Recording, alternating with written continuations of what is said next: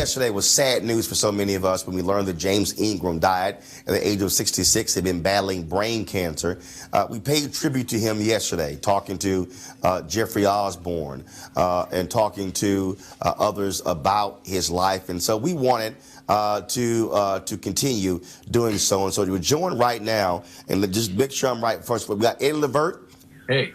All right, Eddie. So 2007 at the Quincy Jones tribute, the History Makers, you and Howard Hewett, Herbie Hancock, and others were there to celebrate Quincy Jones.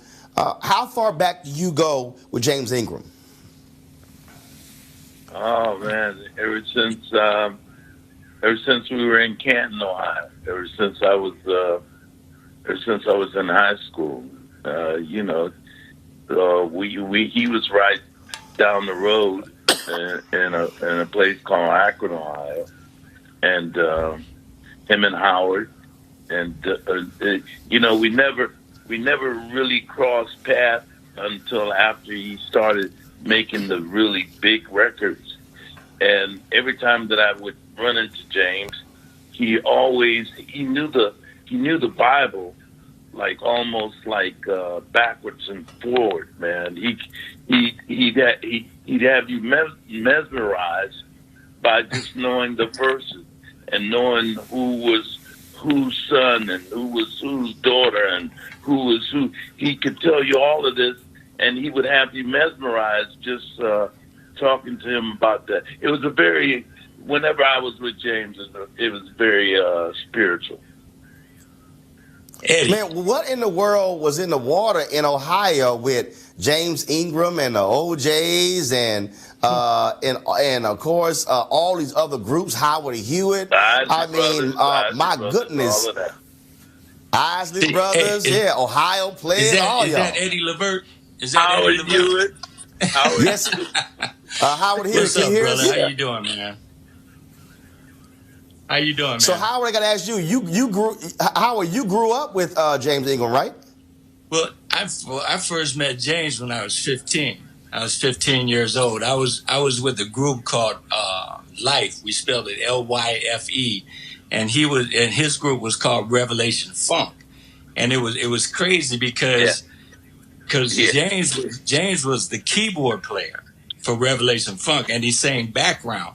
He didn't even consider himself a lead singer. Their lead singer was this cat named Bernard Lawson, who still to this day sings his butt off. So, I met him when I was 15, and just like Eddie said, I mean, it's like how James was back then. I was 15, so he had to be about 18, and how he was back then is exactly the way he was all throughout his life, man. That was, I mean, if you ever wanted to know a genuine type cat, that was the cat.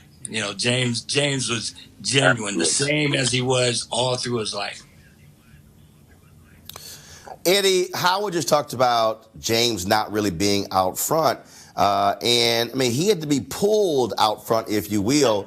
And man, if Quincy Jones had not heard that demo, he would have kept writing songs and been in the background. But he just had this totally different, unique sound, and we've been blessed as a result of that. Yeah, it was he had a Grammy Award-winning sound. He could. James appealed to everybody who liked music, everybody who liked good music. James appealed to those people. Everybody who, if you wanted to know,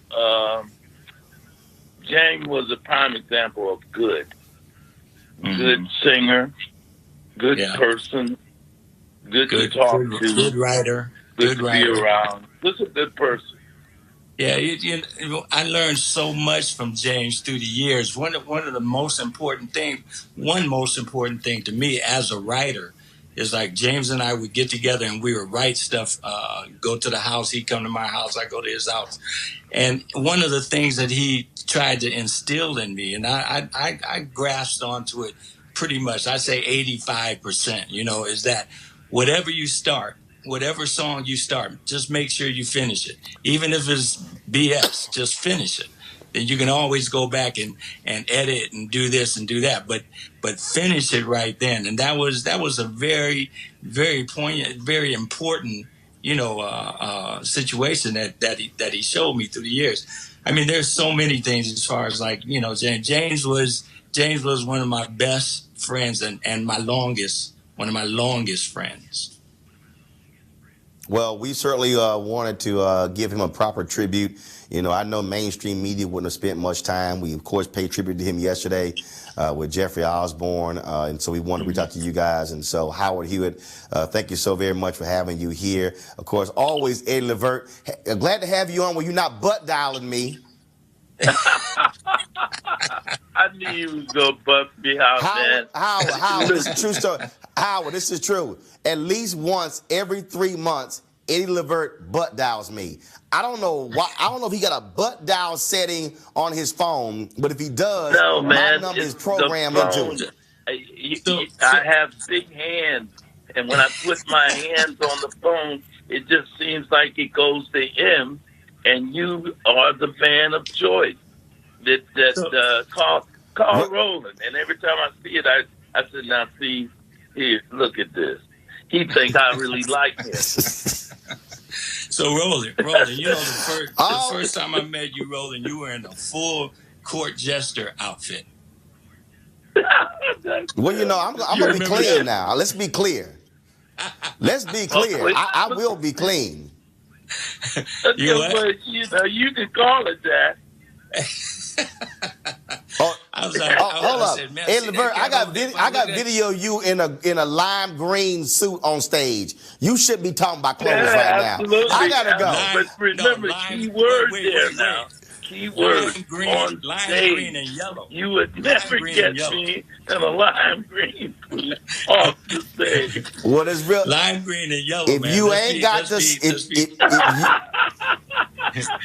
you don't have a swagger to wear it. Back in the day, man. That was the thing back even with James. Let me tell you something, Roland.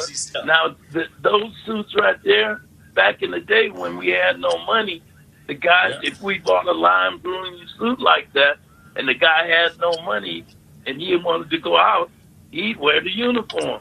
You wear the uniform. Am I lying, Howard? You ain't lying. That's for real. I designed an outfit one time. Once it was done, I didn't even know how to get into it myself because it was straps were going this way, straps going that way. James came from the same thing. Revelation Funk. We used to see Revelation Funk and the Ohio players, the battle of the bands up against each other in the high school gymnasium. Yeah. Ohio was an amazing place to grow up and to do music. It was amazing, amazing place. Yeah. So. Gentlemen, I appreciate you joining us for this tribute. I appreciate both of you joining us for this tribute to James Ingram. Yes. Oh, gotcha. Well, yeah, because it's too damn cold. That's why you had to get out of there. Y'all saying to get away from the cold. Hey, Howard here, Eddie Levert. I appreciate it. Thanks a lot. Appreciate you. I appreciate it. Thanks a lot. I'll hit you later on, Eddie. Take care, man. All right, gentlemen. Thanks a lot. I appreciate it. All right, folks. We about to bring up now, is it Gerald Albright? We got Gerald Albright, Johnny Gill, Terry Ellis. So y'all tell me who's next. Who we got next on the phone line. So again, y'all, we paid yesterday tribute to James Ingram, and so we want to do it again today because I just believe that the reason we have our platforms, we recognize our own and we give them some love and appreciation. And so I want to bring up, Jackie, who we got next? I know Gerald Albright is over here texting me saying, when y'all calling me? Johnny Gill is doing the same thing, hitting me up. So y'all tell me who's next so I can know who's next. Let's see here. So I'm waiting on my next call here. Any memories from my panelists, Malik, Julian, or Cleo about James Ingram? I have a short story. There's a guy named Seth Riggs, who you may or may not have heard of, but he's the vocal coach for the Stars. He was the vocal coach for Al Jarreau, for Jeffrey Osborne, and for James Ingram, among others. And I was at a workshop that Seth Riggs gave at UCLA, and we were talking about the business. And to make a long story short, I was talking about what you might imagine I was talking about, which was racism in the music business and how problematic that was. And I gave kind of a short dissertation on my concerns. And at the end of the workshop, James Ingram called me over, and he put his arm around my shoulder. He said, "You a smart brother, huh?" And I said, "Well, I guess. I don't know." He said, "Well, I really appreciate what you said, and I want to hear more, and we should hang sometime." We never did hang after that, but that was my moment with James Ingram, and he was definitely about his people. And I haven't heard that much comment about that, but he was really involved with the black community and a person who was what they call a so-called race man, somebody who was about the progress and the uplifting of black people, and he made that clear to me during our interaction. And the fact that he was, that Roland, the importance of your platform here is that this is somebody who would not be lifted up were it not for this kind of time. And the fact is that he was a race man. We've forgotten what race people are. I mean, there were black people. They were not racist. They were racial. They put our people first. Yep. And when I look at Eddie Levert and Howard Hewett and the others that you're going to bring on, many of them are race people as well. But we don't lift that up enough. And we really do need to understand that no matter what else is going on in your life, your career, your space, that you need to be real black for me. There's a song, I think, Roberta Flack and Donny Hathaway. Beautiful. Be real black for me. And that's all you got to do. And I see Malik wearing his dashiki, being real black today on Roland Martin Unfiltered. He supported that grandman with that alpha brother. I want to bring up my frat brother, saxophonist Gerald Albright. Hey, Gerald. Hey, Roland, how you doing? Hello, everybody. Hello, Gerald. Hey. Doing great, man. Hate to call you under these circumstances, but we're celebrating the life and legacy of James Ingram. Just share your thoughts about your longtime friend. Well, I truly missed him. When I got the news yesterday, it was a big blow for me, and actually a double blow for the family, because I also found out that he lost his brother David only a month ago, and so the family is definitely suffering. But in terms of James, just one of the finest vocalists that I've had a chance to know. There's not a purer voice like him. He was just so very, very talented, and I haven't seen him in years because I moved to Denver, Colorado in 2005. But when I lived in LA as a sideman, I got a chance to be on some television shows with him and award shows and things, and my mouth would drop every time he opened his mouth to sing. Man, he was just incredible, a great family man, just a great person, man. I'm glad to have known him. All right, then. Well, I definitely wanted to get you on the show to share your thoughts about James Ingram. And your favorite James Ingram song, last question, your favorite song from James Ingram? Now, Roland, that's the hardest question of the day right now. It's too many hits. But if I had to narrow it down, I would probably say Just Once. Just Once was probably number one. But, then there's 100 Ways, too, and I Don't Have a Heart. I mean, it's hard to narrow it down.